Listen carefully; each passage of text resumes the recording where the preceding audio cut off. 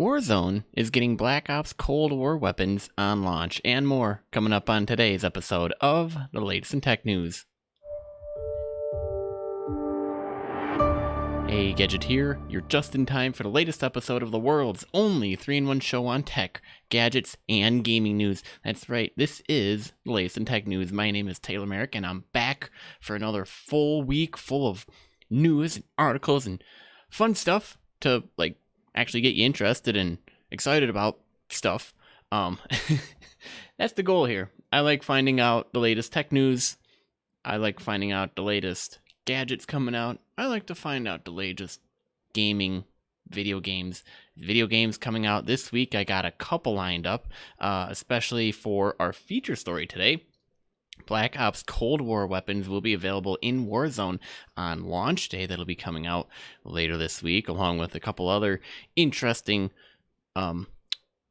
news worth of note. We'll also be taking a look at Tim Berners-Lee attracting NHS to BBC and NatWest to a new privacy workplace network thing. I figure it's kind of interesting to talk about it. You might be wondering, who's Tim Berners-Lee? Well, we'll be getting to that when we get to the story, but he's definitely an individual you should certainly know about.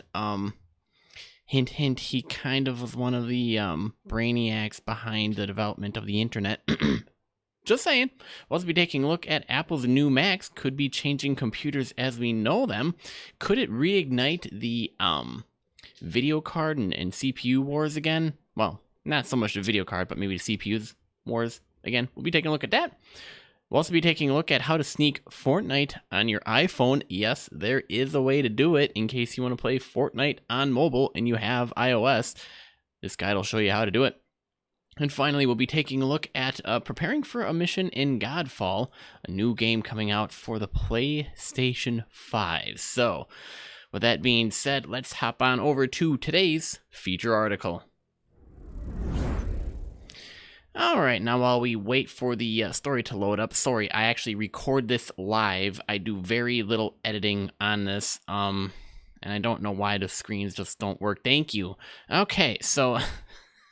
Speaking of which, by recording it live, I mean I record it live on my end, and I try to do as little editing as possible so that I can just take the entire show and upload it right for you guys to enjoy. By the way, there are numerous ways you can enjoy the content. You can always head on over to technewsgadget.net to get all the interesting articles, tidbit, and news. You can hang out with us on our Discord server. There we have a ongoing stream of articles nonstop.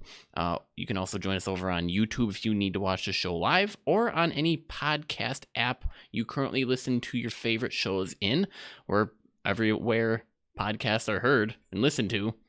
You name it, we're on it. Apple Podcast, Google Podcast, we're there. So just search for latest in tech news or tech news gadget, either or, you'll find us. So today's feature story, Black Ops Cold War weapons available in Warzone on launch day. So Black Ops Cold War weapons being included in Warzone at launch is kind of contradictory to the information already given by Activision. I know what you're saying. You're like, well, we heard contradicting stories, and then there's this, and then there's that. Well, integrations between Warzone and Black Ops Cold War is set for December with the launch of Cold War's first season. In a blog post, Call of Duty revealed the future of Warzone, Black Ops Cold War, and Modern Warfare. The blog post obviously was saying at the start of Season 1, expect every weapon to be kind of cross-usable between the games, mainly in Warzone, including blueprints and camo variants. A message of the day, however, revealed that you can play Warzone with any weapons unlocked in Warzone and Black Ops Cold War on November 13th. Interesting, the wording unlocked in Black Ops Cold War could mean, or reading a little bit into it, could mean that until full integration in December, weapons can only be used in Warzone if unlocked in Cold War itself. This would mean that players must own Cold War to have its weapons in their Warzone loadouts. So how's this going to work? Well, you can mix and match weapons and equipment to create your ideal loadout, because we know everybody loves having their ideal loadout. Mine is a pretty sick M4. I mean, in Warzone, you want to go up against me, You could probably do it easily versus a sniper. You could probably do it easily versus a shotgun, but on the AR, I got you beat. I got my whole setup. I'm smooth with it. That's all I'm gonna say on it, because you're probably gonna be like, well, 1v1 me, bro. We'll find out. I'm just gonna say this.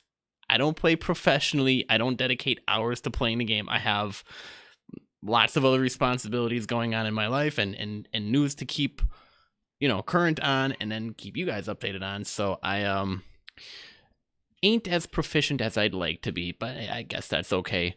This clarifies Activision President Rob Kodich's reveal that players will be able to choose either their Black Ops loadout or their Modern Warfare loadout in Warzone for their gameplay. So a large update for Modern Warfare has been available for preload on the PlayStation 4 and is set to release tomorrow.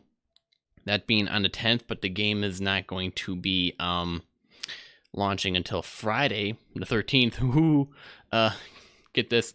It is possible that this update is gearing Warzone up for Cold War's launch on Friday. So if you guys are all excited about that, let me know down in the comments or let me know on Twitter. We are at Tech News Gadget. Or actually, you could probably hang out and chat with us more on our Discord server. Links for that are on our website at technewsgadget.net or in the show notes for today's episode. But yeah, definitely something to be excited about for those of you who enjoy Warzone. I'm kind of enjoying it myself, so hence the article. Moving on. All right, our next article comes to us from CNBC. And by the way, if you want the show notes for today's show or any other show that we've done or future show that we will do, head on over to technewsgadget.net. There you can read the full show notes, click on the articles, take a look at it. Although, I will say this, if you're listening in the podcast app, all you got to do is open the podcast app that you're listening in, where you get more description or read more or something where you're able to see more of the show notes available for the episode in the podcast app. You can actually click on the links right there, and it'll take you right to the articles, so it'll save you a bunch of time if you're actually listening via podcast. Kind of why I encourage people to listen to the podcast, because I make the articles available and clickable right there in your podcast app. So do take advantage of that if you haven't subscribed via podcast already. So Tim Berners-Lee, known as the inventor of the World Wide Web, has revealed that Inrupt, company he works at, has launched a privacy platform for enterprises. Now, the UK's National Health Service, the BBC, NatWest Bank, and the Flanders government are among its early adopters. Main reason: he's concerned that today's digital giants are exploiting citizens around the world, and he kind of wants to take the whole Apple vision of privacy for everybody, and by everybody, I mean everybody, and kind of bring it out more to the forefront. Tim Berners-Lee, the article begins, the English computer scientist best known as the inventor of the World Wide Web, has revealed that his latest startup has launched a privacy platform for enterprises. Inrupt, founded by Berners-Lee and CEO John Bruce in 2018, is aiming to develop technology that gives people control of their data, allowing them to choose where their data is stored and who has access to it. The startup announced Monday that it had launched an enterprise version of its Solid platform, built with scientists at the Massachusetts Institute of Technology, at MIT. Solid allows users to create personal online data stores, or pods, get it, that they can then share with third-party apps if they wish. Bruce wrote in a blog post that the NHS, for example, was using the platform to allow patients to store their personal medical data on pods, as well as data from health apps on their phones or other devices. It's going to drive groundbreaking new opportunities that not only restore trust in data, but also enhance our lives. Keep in mind, Berners-Lee invented the World Wide Web in 1989, but has become increasingly concerned that today's digital giants are exploiting citizens around the world. For all the goods we've achieved, the web has evolved into an engine of its own design, good or bad. And I'm paraphrasing there because the internet is what it is. Today, I believe we've reached a critical tipping point, and that powerful change for the better is possible and necessary. Solid changes the current model where users have to hand over personal data to digital giants in exchange for perceived value, and they can actually see about what they do and don't want to share. So I figured I'd share that news with you. It's kind of worth noting, I mean, this brings up the whole privacy argument again, and I really haven't heard a great argument either for or against privacy. I mean, I know the reasons for it, don't get me wrong. I also know the reasons against it. But, like, outside of stuff that should be personal and private information, the other data that you have out there, is it really that much worth protecting? Is it really, I guess what I'm trying to say is it really that valuable that there's a price tag attached to it? Like, for example, distance that you walked in a day. Do we really need to know that? Miles that you drove in your car. Do we really need to know that? Is it irrelevant? Is it relevant? Should we know it or not? I don't know. I'm still waiting to hear arguments for or against. I'd actually love to continue this discussion on a Discord server. For those of you who are up for a deep think, I don't know, because I'm still on the fence. I mean, outside of personal information that's supposed to be private and personal, anyways, and known only to you and only to select individuals, there's other information such as searches on Google that are really not, it's not really, what, it's not that private. I mean, why? I like the personalized experience that the internet brings to the table, not the cable news channels that you just sit there and you blow your brains out at because there's nothing interesting on for like 5 hours. And I'm not saying that because I have cable, and I sit there in front of a TV all day watching it, far from it. But it's like, the reason why I have the internet is because of the personal, customized nature that it brings to me, and it brings the information that I want to know and would like to know and need to know, without having to worry about all the other distracting information or nonsensical information or useless information bombarding me too. It's like, I don't want any of that. Give me my own, lane to travel in, and I'll sit in that lane. I don't want to bump around other lanes or get bombarded by some other highway being dropped on top of my head, digitally speaking. So this is just me rambling. As you can tell, I'm still trying to formulate. Can you see where I'm going with this?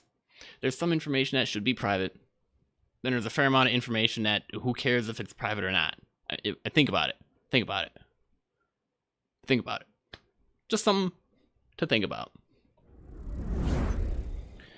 All right, moving on to some gadget news. Apple's new Macs could change computers as we know them. As the inside of computers becomes more like iPhones, we can expect better battery life, hopefully, thinner designs, hopefully, and maybe a lower price tag, which would be ideal considering. By the way, if you want to see any of the images covered on today's show or articles in video format, or to show on, video, head on over to youtube.com/technewsgadget to watch. And do let me know if you're watching via YouTube. I have very low viewership via YouTube. A lot more of you listen via the podcast, but I know some of you value the YouTube. I had a test where I turned off YouTube videos for a while. Data's still coming back on that, but I want to hear from you guys. So if you find value in watching the video of today's show or any other show in the past, let me know down in the comments on YouTube, or let me know on Discord. Now, Apple's expected to announce the first computers powered using chips that are more like an iPhone than a typical PC. That alone is exciting to the techies, but it's also a sign of what's to come, whether you buy a Mac or not. The iPhone maker said it's going to change the brains of its computers over the next couple of years. Starting with the computers is expected to announce tomorrow, Apple's going to throw its weight behind its own self-made chips. Now, for the past 14 years, Apple's relied on Intel-made chips to power its laptop and desktop computers. Before year's end, Apple said it will begin shipping computers with chips similar to those in its iPhones and iPads. Our vision for the Mac has always been about embracing breakthrough innovation and having the courage to make bold changes, Apple CEO Tim Cook said when announcing the new initiative earlier this summer. Obviously, if you weren't paying attention, he said that, and if you were paying attention, you kind of forgot about it. Well, he said that too. He added that Apple's own chips will usher in new technologies and industry-leading performance from the computers. Every time we've done this, the Mac has come out stronger and more capable. And so then they decided to try and get a comment, CNET did, from Apple regarding about its upcoming event. Nothing new there. For Apple, this moment is one that's been more than a decade in the making. You see, the question that nagged Apple since its co-founder Steve Jobs died in 2011 is what comes next. Jobs ushered in the Mac computer, the iMac all-in-one desktop, the iPod, the iPhone, and the iPad. Apple's biggest product launch since is the Apple Watch, which has turned into an enormous business, outselling the entire Swiss watch industry last year by a huge margin. If you guys didn't know that, now you know something interesting. Still, it's not an iPhone-like dent in the universe. By combining all its devices under the same chips and common code, Apple will be able to offer an experience that truly spans its desktop, laptops, phones, and watches. Apple's already said app developers will be able to create one app, send it to all devices, with just a few adjustments for keyboard and mouse versus finger touch and gestures. The result may be a further blurring of the lines between what a computer is and what it's meant to do, and kind of unifying the whole experience between, the desktop, the watch, the phone, iPad, things like that. It's something I find definitely interesting, and something, you see in those sci-fi movies where it's like you can simultaneously work on multiple things and then like swap between screens or swap between stuff, and kind of using the same technology, but it's all integrated and smart. So ultimately, we'll see what this means. The event is tomorrow, so for sure, if you want to know, I will be recapping their event on tomorrow's show, or you can watch it live tomorrow, whenever their streaming event is, and if it's available to the public for viewing. All right, moving on to a couple gaming articles I wanted to get for you guys. Obviously, I know you have a specific kind of news you like, whether it's tech news, gadget news, gaming news. If you happen to know, let me know in the comments or on Discord, and I'll kind of get it, because my name's Taylor. Oh, cheesy note. Anyways, my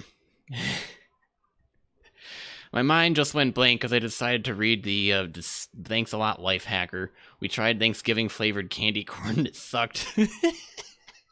Don't do that then. However, I will say turkey flavored Pringles, kind of interesting. Same with the chicken. Anyways, what was I talking about? Oh, I was talking about your favorite segment of news that you like hearing about. So if you like hearing about tech news, gadget news, gaming news, let me know. And let me know specifically what kind of brands you like hearing about the most. I'll make sure to include that on the show. As always, your input is greatly appreciated. Now, let's jump in, because I know most of you want to know how to play Fortnite on your iPhone again, since, it was booted off iOS. Well, here is how to do just that. Now, Fortnite's iOS app is still banned from the Apple's App Store, but that never stopped anyone clever. Here's how you do it. NVIDIA's cloud streaming service, GeForce Now, will reportedly work on iOS devices. The app will use a browser-based connection to circumvent some of Apple's streaming restrictions, and Fortnite is among the games available in the service's library. Now we'll see if that plan actually comes to fruition. Google Stadia and Microsoft's cloud streaming service are banned from the App Store outright, as are apps that let you connect to them through a browser. That said, Amazon's Luna's streaming service works on iOS through a web browser, so there's hope. Even if GeForce Now does make it onto the App Store, and Giant grants somehow the way to play Fortnite on iPhone again, there will be drawbacks to playing it that way. Since you'll be streaming the game from the cloud rather than playing it locally on the iPhone's hardware, there's probably going to be input latency, lag, graphical issues when playing on a subpar internet connection. And you also have to pay for GeForce Now's $5 a month subscription fee in order to play Fortnite and the rest of the service's library. But you'll be able to play the game. So, I guess it works out better that way. Let's see. Otherwise, GeForce hasn't been officially confirmed for iOS yet. No release date is set yet. But if it doesn't show up on iOS for a while, there are technically 2 other apps you can use to get Fortnite on your iPhone, with a few compromises. If you want a PlayStation 4 or an Xbox One, or soon to be the newer versions, you can use either platform's mobile app to stream games from your console to your iPhone. In-home streaming is a free feature on PlayStation and Xbox, but you'll have to play Fortnite using a controller rather than touch controls since you're streaming a console version of the game to your iPhone rather than playing the mobile version, but it would actually make it better than if you just played it on PlayStation and Xbox itself. So yeah, I mean, I guess there's a way to do that. So there's technically a way you can do it. It's just not the greatest, but it could be. Either way, hopefully it comes back to iOS soon because, everybody was having fun with it. Now we have to play it on a console or a computer. Yeah. All right. On to the next one. All right. So this is a little bit of an older article, but I wanted to make sure I covered this. Ironically, I've been preparing for a show every single day last week. But for some reason or another, just haven't been getting around to it, mainly because I haven't been hearing from you guys. I understand y'all like the show. Let me know. Here's the best way you can let me know. If you're listening via the podcast, leave a review. That'd be awesome and greatly appreciated. There have been a couple of reviews left in the past. Those kind of keep me going. Outside of that, if you're watching via YouTube, let me know in the comment section. I love reading the comments and interacting there. It actually makes the show kind of a springboard off into a conversation, which is really what the show is guaranteed to do. Kind of pull the latest news in, talk about it, and then springboard it out to you guys, and then create a discussion around it. Ultimately what I'm trying to do here. So if you want to be part of the discussion, leave a comment, although you can also join us over on Discord, where I'm hoping to have more in-depth conversations. There's also a non-stop stream of news in a super secret channel that we use on Discord, but you gotta be a free member in order to do it. Head on over to technewsgadget.net to find out how to join us over on Discord. So, new game coming out on PlayStation 5, PlayStation 4. This one, man, I saw the launch trailer for it. I said, this has something that reminds me of a number of games I've paid for and played in the past on the PlayStation and enjoyed thoroughly. This upcoming game is Godfall. So this article will go over prepping for a mission in Godfall out on PlayStation 5. So the article begins, our team at Counterplay Games can't wait for you to get your hands on Godfall when it launches on PlayStation 5 on November 12th. That's when the real fun begins. Before that, though, we're proud to share with you today our launch trailer. You really should watch the launch trailer. Let's see if I can actually hit the play button here. Get a couple little things going on here. I think you guys like it. He turned us against each other. Brother against brother.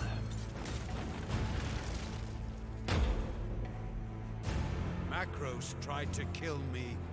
He failed. His reign ends with me. You can count on us. Okay, and I'm going to pause it right there.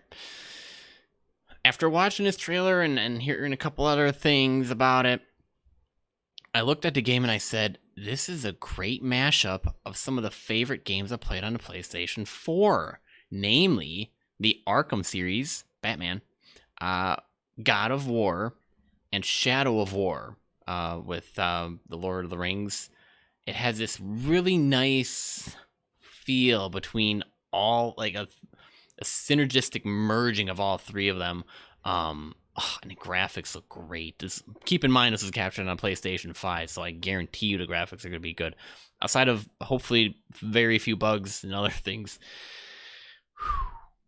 We hope that you are ready to fight through the challenges and earn rewards as you save the world of Aperion. Our passionate team is so thankful for all the support and encouragement we've already received. We've been working tirelessly to create a beautiful world for you to explore, as well as creating an engaging experience filled with lots of combat and, of course, loot to collect.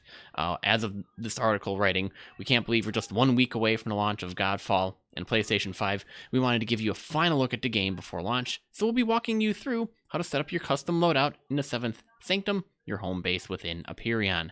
After that, we'll dive in to how you can put that loadout to the test by giving you a brief sneak peek at the first boss fight in the Water Realm against Threax.